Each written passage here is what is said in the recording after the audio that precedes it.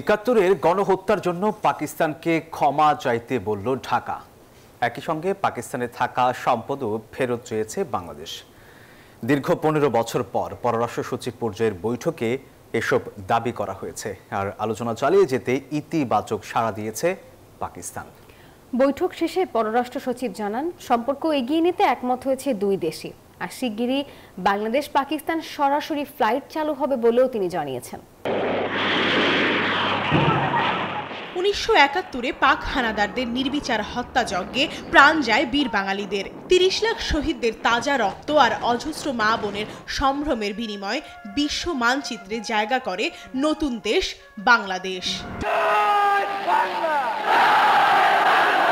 দেখতে দেখতে স্বাধীনতার ৫৪ বছরে লাল সবুজের বাংলাদেশ।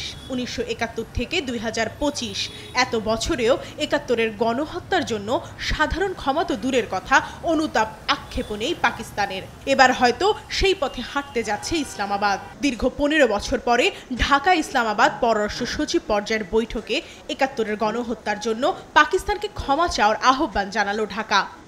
১৯৭১ সালে পাকিস্তানের তৎকালীন সশস্ত্র বাহিনী কর্তৃক সংগঠিত গণহত্যার জন্য আনুষ্ঠানিকভাবে ক্ষমা চাওয়া।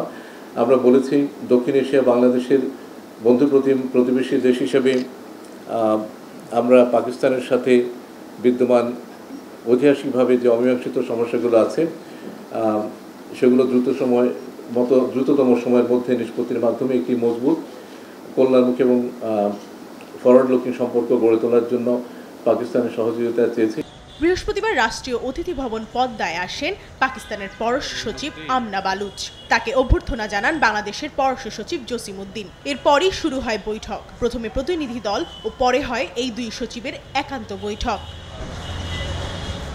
যেখানে দুদেশের অমীমাংসিত ইস্যু, দ্বিপাক্ষিক সম্পর্ক, বাণিজ্য সম্প্রসারণ, যোগাযোগ ও আঞ্চলিক সহযোগিতার মতো বিষয়ে আলোচনা ওঠে টেবিলে। বিকেলে পররাষ্ট্র উপদেষ্টার সঙ্গে বৈঠকে বসেন আমনা। সেখানেও দুদেশের সম্পর্ক জোরদারের বিষয়গুলো উঠে আসে।